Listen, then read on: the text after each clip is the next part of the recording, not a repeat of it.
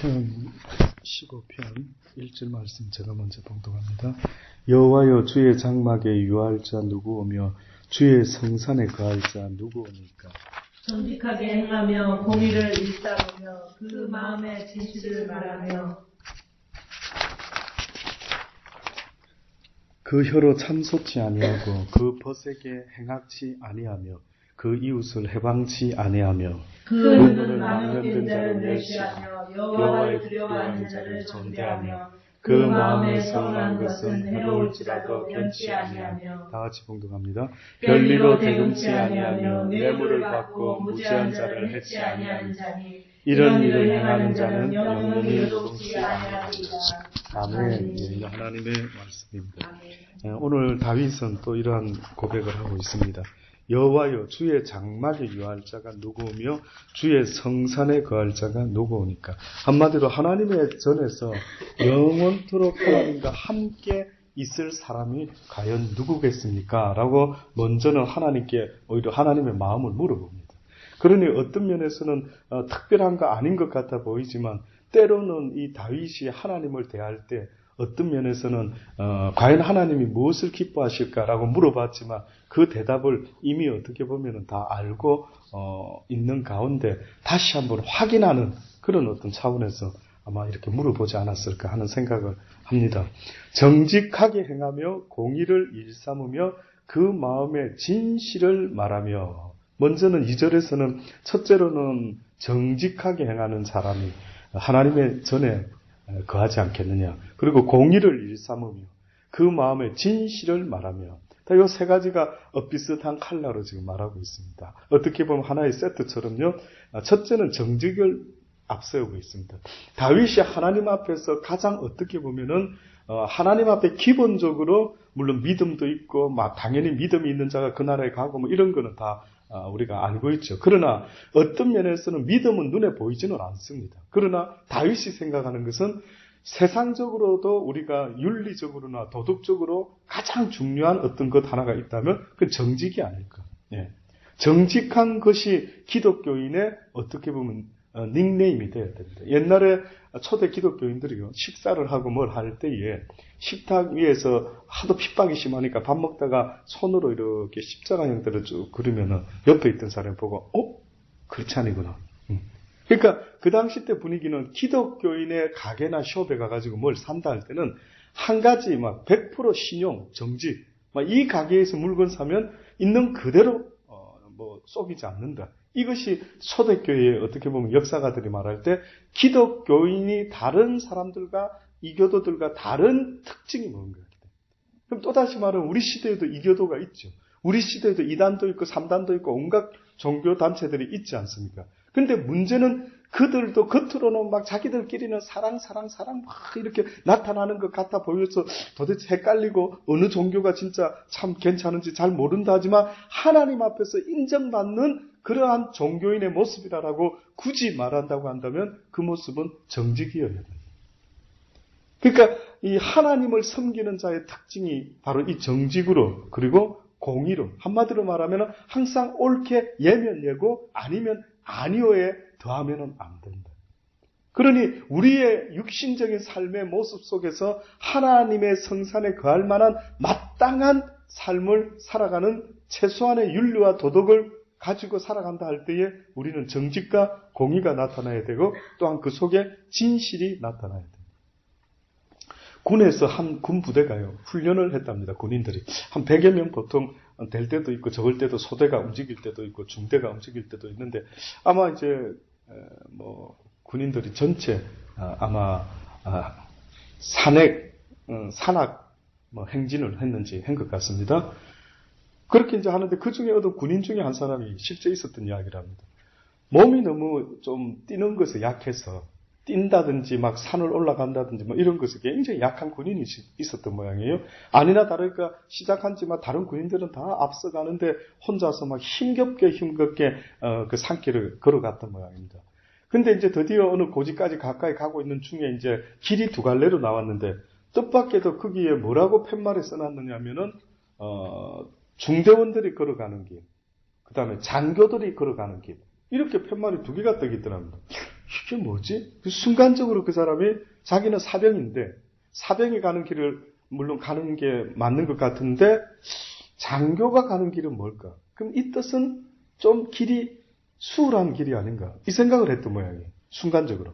그래서 막 갈등이 약간 하면서 에이 빨리 내가 너무 늦었으니까 빨리 만회하려고 좀 장교의 길로 가서 내가 좀 이게 새길인지 좀 편한 길인지 앞서서 빨리 가는 게 낫지 않을까? 이 생각을 하다가 마지막에는 에이 그냥 그래도 내가 사병인데 사병의 길로 가자. 이러고 해가지고 그냥 사병의 길로 해서 갔답니다. 가보니까 몇 사람이 안 와 있더래요. 꼬림점에. 이게 무슨 일인가 싶어가지고 그 많은 군인들이 다 어디 갔지? 하는데 그게 중대장이 축하한다고 물 한 잔 마시라고 딱 주면서 하는 말이 지금 많은 군인들이 그게 아마 양심 테스트에 딱 했는데 다 걸려가지고 장교의 길로 갔다. 장교. 근데 알고 보니 이 장교의 길은 막 뺑밖으로 돌고 엄청나게 더 먼 길이고 험악한 길인데 사람들은 그러다 보니 도착도 안 했던 겁니다. 몇 사람 외에는 도착. 그래가지고 축하한다고 자네는 사병의 길로 온 모양이다고. 그 중대장이 또 그런. 그러니까 별거는 아닌 이야기지만은 이 이야기 속에서 어떻게 보면 기독교인이 하나님 앞에서 살아가는 증거의 모습. 내가 날마다 사람을 더 의식하지 않고 하나님을 더 의식하며 산다라고 할 때 우리 모습은 정직과 성실로 공의로 나타나줘야 된다. 인정하십니까? 인정돼야 되는 거 아닙니까? 예. 그러니 어떤 면에서는 내 혼자 있을 때 내가 어떻게 하고 있는지를 봐라요. 내 혼자 있을 때. 잘 생각해 보십시오.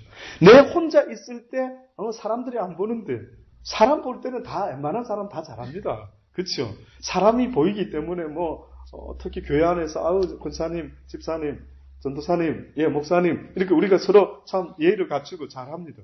그런데 만약에 나 혼자 있을 때 없잖아요.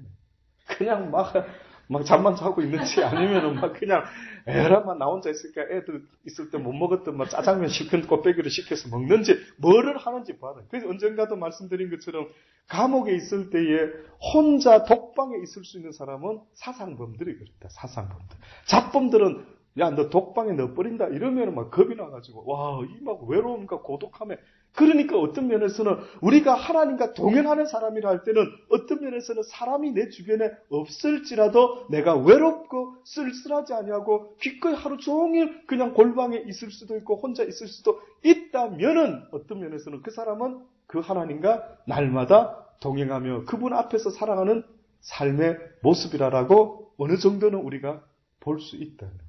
볼 수 있다. 그래서 어떤 면에서는 정직이나 공의나 그 마음의 진실 말하는 것, 이 모든 것은 아까 그 사병과 같이 그런 또 이게 관한 이 성실과 정직에 관한 예는 엄청 많습니다. 거기에 대한 어떤 예화적인 이야기는 세상에 온갖 사람들 언젠가도 말했죠. 영국의 속담 이야기 했죠. 예. 그것도 책으로 만약에 평생 네가 행복하려면 뭐라고요? 정직하라. 저는 그 생각, 뭐 때문에, 그러니까 어떤 면에서는 성경적으로 말한다면 하나님 앞에서 정직한 삶, 성실한 삶, 공의의 삶, 네. 이것이 곧 믿음 있는 자의 모습으로 나타나야 된다. 그러니 잘 생각해 보면요. 항상 우리는 막연하게 말할 때가 많습니다. 특히 우리 한국의 언어들이 너무나 구체적인 행동을 요구하는 언어라기보다 상징적인 언어가 얼마나 강한지 아십니까? 영어를 해보니까 영어라는 것은요. 너무 친절하게 내 생각을요. 너무 잘 표현을 해주는 어떤 습성이 있더라고요. 그 언어의 습성이 있더라고요. 그런데 우리 한국 언어를 어떻게 보면 저는 언어학자는 아니지만은 우리 언어에는 굉장히 추상적이고 상징적인 게 맞아요. 그러다 보니 우리 언어가 딱 어울리는 어떤 파트가 있다면은 어떻게 보면은 시에 굉장히 어울린다. 시. 그래서 어떤 분이 옛날에 어떤 그런 글을 읽은 적이 있습니다. 이게 무슨 뜻이냐? 이거 영어로 어떻게 번역하느냐? 진달래꽃. 제가 다는 못 외웁니다만은, 역겨워 가실 때에는, 사뿐히 들여밟고, 가는 길, 진달래꽃 피우시고, 연변에, 약산질하고, 살뿐히, 이거 가만히, 우리는 그냥 그 뉘앙스로, 그죠? 들여밟고, 무슨 뜻인가 했다. 외국 사람들이요, 들여밟고가 뭡니까? 이런 물어볼 때에, 들여밟고. 또 우리는 희미꾸리하다. 색깔이 왜 이래? 막 희미꾸리한 이런 그 무슨 주옥하고 이러면 이 외국 사람들은 이게 무슨 색깔이지? 이게 어떤 의미의 색깔이지? 이걸 모른다라. 그러니까 우리의 한국말의 언어는 어떤 면에서는 굉장히 시를 읊을 때는 이런 거 추상적인 게 많다. 그러면 예를 들어 우리가 성경에도 믿음 하면 상당히 좀 구체적이라기보다 추상적이다. 그러면 이제 설명을 하는 겁니다. 다윗이 어떻게. 그럼 믿음을 가진 사람의 모습은 실질적으로 어떻게 드러나야 됩니까? 라고 할 때 예를 들어 1차적으로는 정직과 공의와 진실함으로 나타난다. 그럼 2차적으로 좀 더 구체적으로 어떻게 누가 오리 가자면 심리라도 한번 가져보고 누가 한쪽 뺨을 때리면 기꺼이 이쪽도 돌려댈 수 있으면 좋겠고 누가 걷어달라면 기꺼이 속옷까지도 한때 주어라. 이렇게 행동으로까지 사실은 설명하려고 하면은 우리 한국의 어떤 표현들은 좀 더 구체적으로 이렇게 나열을 해야만 되는 일들이 있더라고요. 그러니 어떤 면에서는 다윗은 지금 그러고 두 번째로 또 네 번째로 이어서 말하는 것은 그 혀로 참소치 아니하고 그 벗에게 행악치 아니하며 그 이웃을 해방치 아니한다라고. 결국은 혀로 행하는 일을 말하고 있습니다.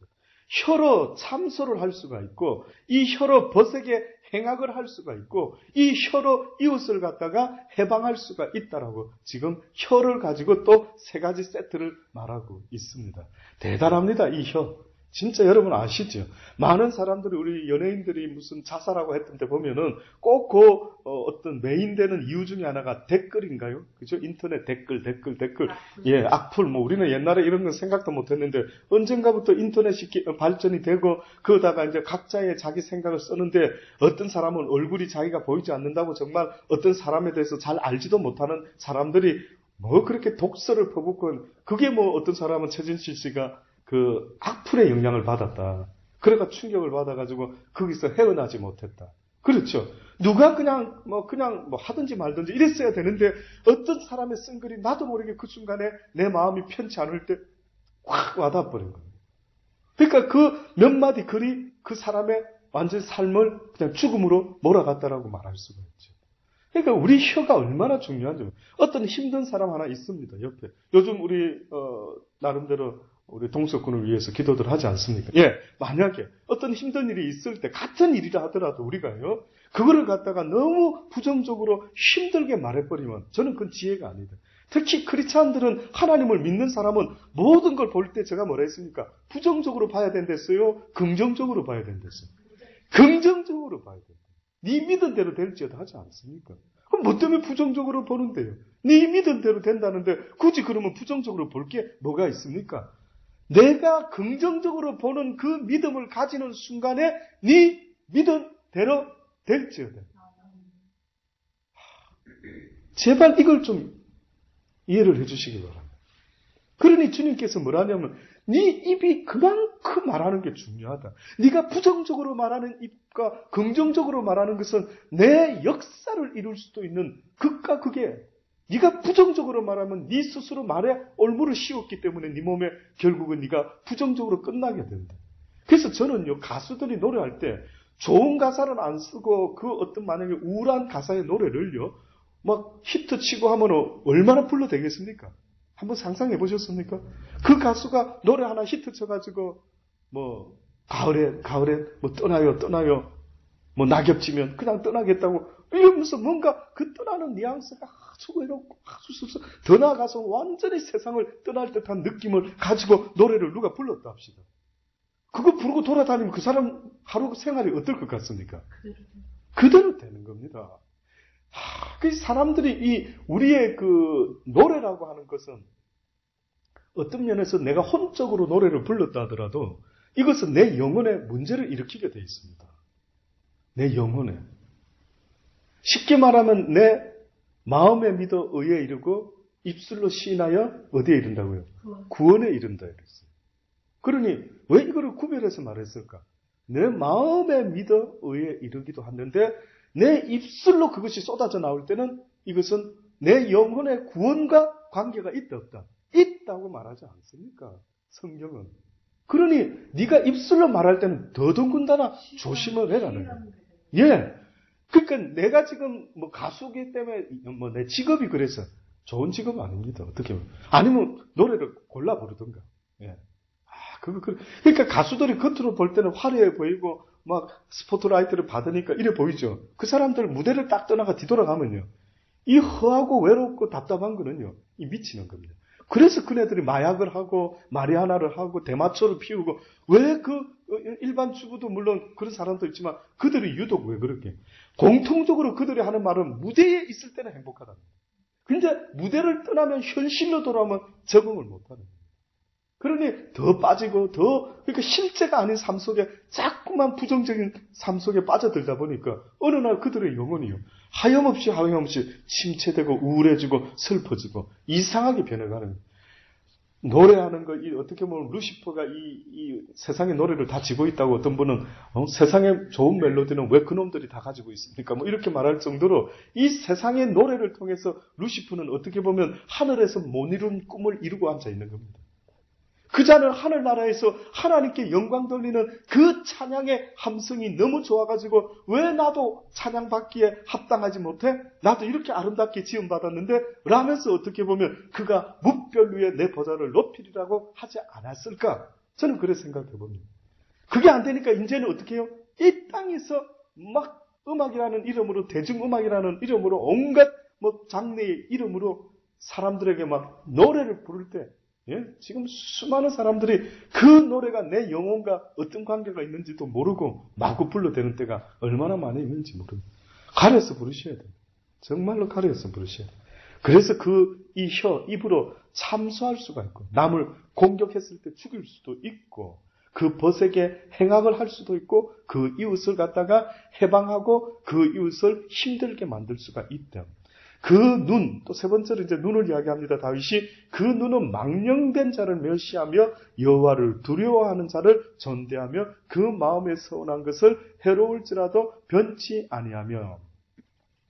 이제 이거는 좋은 쪽으로 이야기를 하고 있네요. 그렇죠? 좋은 쪽으로. 눈이라고 하는 것은 무엇을 보느냐 하면은 망령된 자를 볼 때에 저러면 안 되는데 저 자는 틀림없이 하나님이 멸시하시고 하나님이 싫어하시는데 해서 그 눈이 어떻게 보면 옳고 그런 것을 이렇게 구별하고 있으며 여호와를 두려워하는 자를 어떻게 하고 있다고요? 또한 존대하고. 그러니까 눈이 무엇이 옳고 무엇이 그런지를 이렇게 확연히 볼 줄 아는 그 모습. 이 모습이 바로 여호와의 전에 여호와의 성산에 오를 자의 모습이다라고 지금 다윗은 말하고 있는 것입니다. 그 마음에 서운한 것은 또 어떻게 해야 된다고요? 해로울지라도 변치 아니하며. 다시 말해서 하나님 앞에서 하나님이 기뻐할 거라고 생각하고 서원을 했습니다. 그런데 자기가 지내보니까 이걸 지키려고 하니까 자기가 좀 어때요? 좀 힘들다.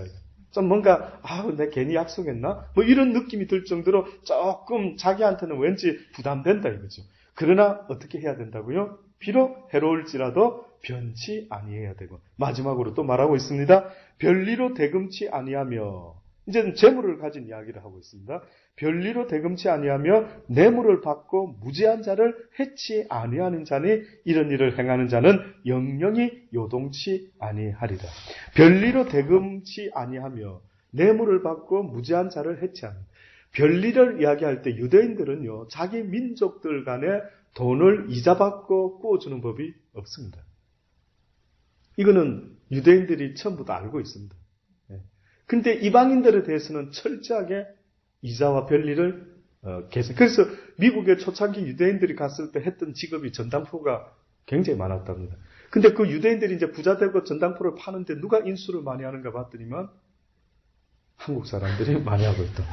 예, 그렇게 저도 그는 통계 누가 신문에 쓴 글이더라고요. 예. 그렇구나.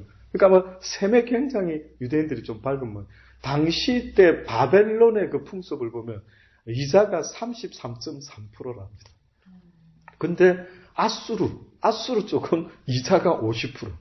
뭐 상상도 안 돼. 그러니까 이런 막 엄청난 별리가 사람들로 하여금 완전히 가족들이 종이 되고 팔려가고 할 정도의 이거는 굉장히 심각한. 그러니까 하나님이 법을 정하셨는데 너희 유대인들은 결코 그런 악습을 쫓으면 안 된다. 너희끼리는 이자를 별리를 취해서는 안 된다. 그냥 빌려줘야 된다. 그렇게 해서 만약에 하다가 그래도 막 빌리다 보니 갚지 못하고 어려운 일이 생기지 않습니까? 그러면은 한 7년쯤 됐다가 어떻게 해요? 7년째에 안식년 되는 것처럼 다시 그들에게 돌려줘라. 그러다가 이제 또 빚지고 할 때 아마 회년돼가지고 한 50년째 좀 되면은 완전히 원위치를 다 시키는.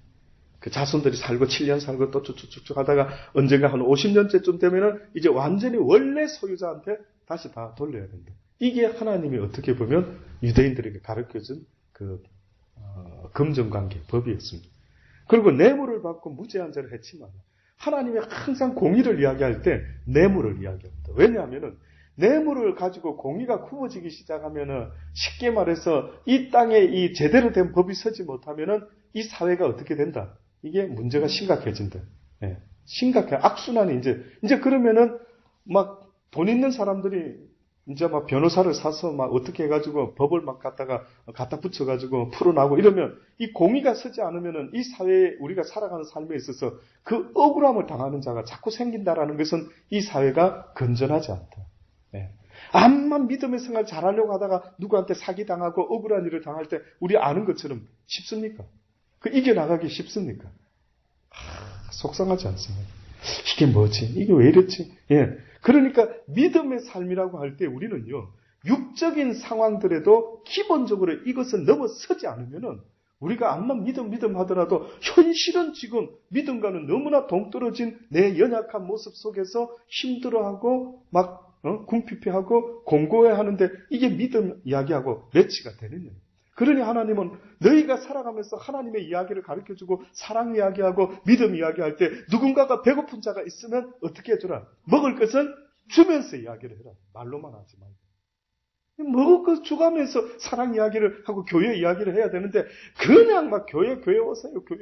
막 전혀 그 사람의 어려움을 들어보려고도 안 하고 어느 때는 그 어떤 사람의 힘든 이야기를 듣는 자체가 그를 섬기는 자의 모습이라고 가르쳐 주시더라고요.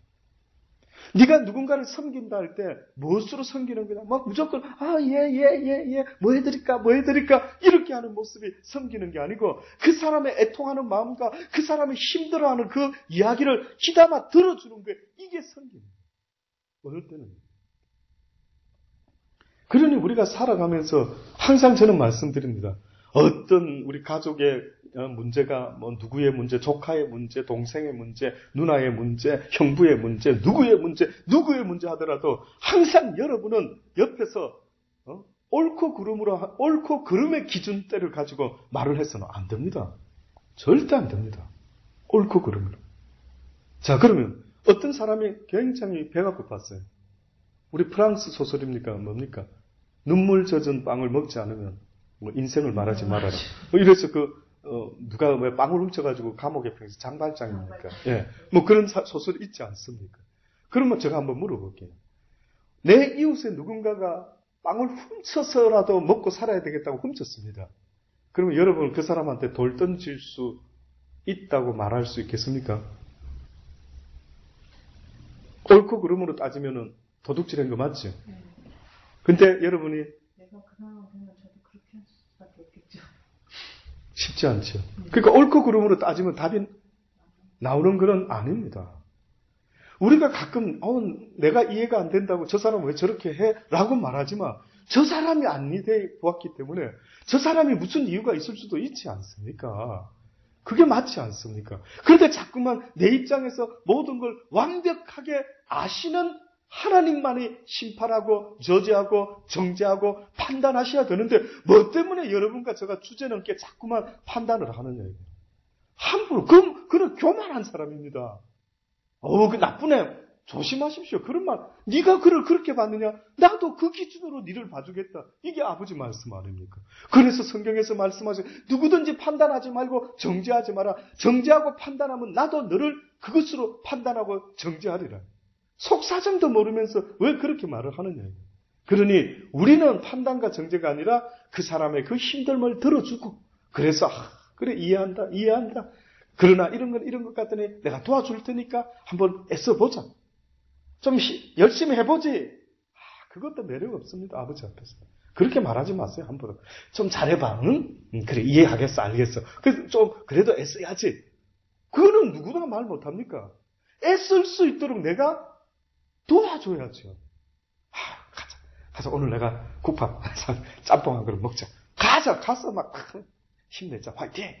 하면서 내가 그 사람에게 조금이라도 도움을 줄 수 있는 어떤 액션도 없이 말로만 그렇게 공수표 그냥 비용 안 든다고 막 말하는 거 하나님은 다 보고 계십니다. 저도 이런 부분을 굉장히 언젠가부터 신경 씁니다. 내가 그냥 말로 할 것 같으면 입을 다물자. 내가 그렇게는 하지 말자. 다시 생각해서 정말 도와줄 수 있는 게 뭘까? 내가 최선을 다해서 하나님이 과연 돕기를 원하는 마음을 주실 때 이것도 하나 아셔야 됩니다. 어떤 사람은 무조건 돕는 걸 말하죠. 무조건 도와야 되는 아닙니다. 하나님은 게으른 자, 미련한 자에게는 돕는 것이 오히려 그를 망친다고 말하고 있어요. 무조건 돕는 게 하나님의 마음이 아닙니다. 무조건 사람한테 복음을 전하는 게 돼지한테 진주를 던지는 것과 같다고까지 말합니다. 당신 권사님이 돼서 목사가 돼서 나 지금 어려운데 나 좀 도와줘요. 자, 했습니다. 누가 도와줘야 됩니까? 얼핏 보면 도와줘야 될 것 같은데 저는 볼 때요. 그런 말하는 사람을 도와주라는 게 성경은 아닙니다. 다시 말하면 내가 살아가다가 누군가가 정말 참 나 보니까 애절하고 너무 내가 이거 도와줘야 돼? 말아야 돼? 할 정도로 누군가 눈에 띄었어요. 이 사람은 어떻게 보면 하나님의 도움을 받을 만한 사람입니다. 그런데 하나님 나 좀 도와줘봐요. 예? 어디 계시는데요? 그러면 당신이 살아있으면 내가 왜 이리 가난합니까? 하면서요. 이러는 자를 하나님은 뭐라고 보겠습니까?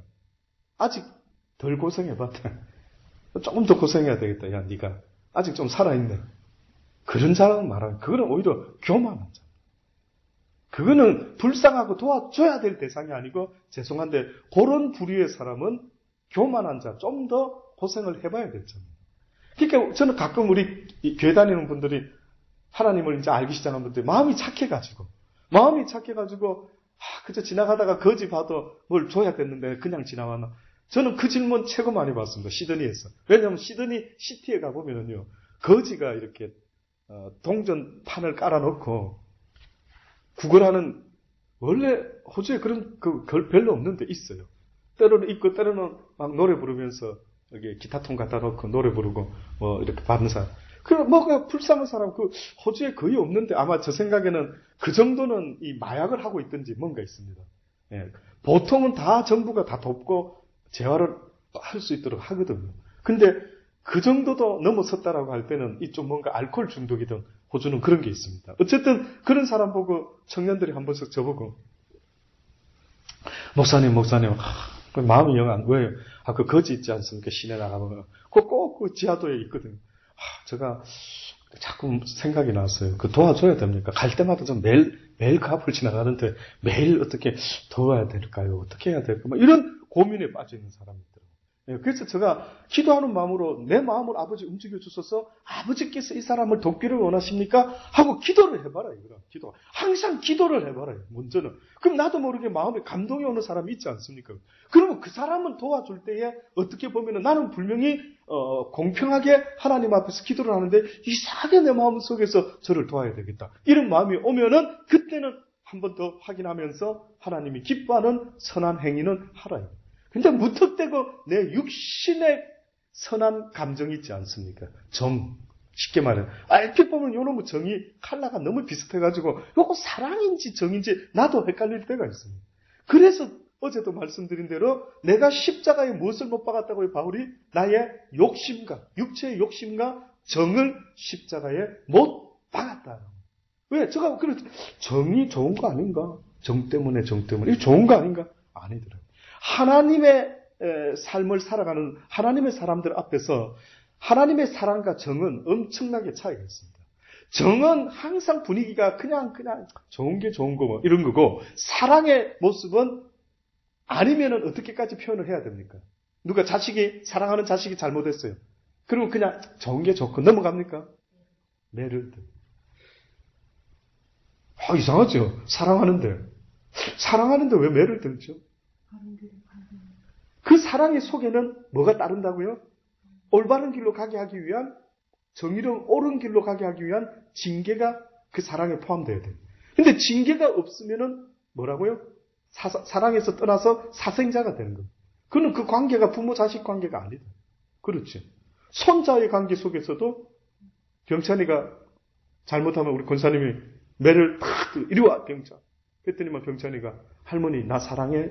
안 사랑해? 뭐 이랬답니다. 아주 이 녀석이 어디서 이런 수를 쓰는지는 모르겠는데 아주 막 사랑에다가 그냥 호소를 탁 던지면서 수습을 시키고 그 할머니가 아이고 요 때리지도 못하겠고 이랬다라는 거예요. 그렇습니다. 그러니 우리가 정이라고 하는 것은 사랑하고는 다릅니다. 가만히 생각하면 그 망치는 겁니다. 그러니 집안에서 어른의 모습은 어떤 면에서는 자식들한테 사실은 본이 돼야 됩니다. 무슨 본? 옳은 거는 옳아야 되고 아닌 거는 아니어야 된다는 본이 분명히 있어져야 됩니다. 저는 우리 권사님의 모습 속에 우리 전도사님의 모습 속에 자녀들에게 야단치고 잔소리하는 것도 중요한데 스스로 본을 보일 수 있어야 되는 것은 바로 아닌 거는 아닌 거라는 것을 확연하게 말해줘야 되고 본인 역시도 그 길을 가기 위해서는 내 모든 것을 다 실어야 되는 그런 애씀이 있어지지 않을 때 엄마는 아빠는 말로만 이래 될 때는 더 이상 그 아이에게 본을 보이고 또 가르치기가 어렵게 되는 것입니다. 그러니 별리로 대금치 아니하고 뇌물을 받고 무죄한 자를 해치 아니하는 자니 이런 일을 행하는 자는 영영이 요동치 아니하리라. 결단코 재물에 대해서 올바르게 쓰지 못하고 재물을 위하여 하나님의 모든 어려운 것을 다 굽게 하게 되면 문제가 발생된다라고 지금 다윗은 생각하면서 이런 자들은 결코 하나님의 나라에 갈 수 없음을 말하고 있음을 한번 생각해 보실 수 있게 되기를 바랍니다. 기도하십시오.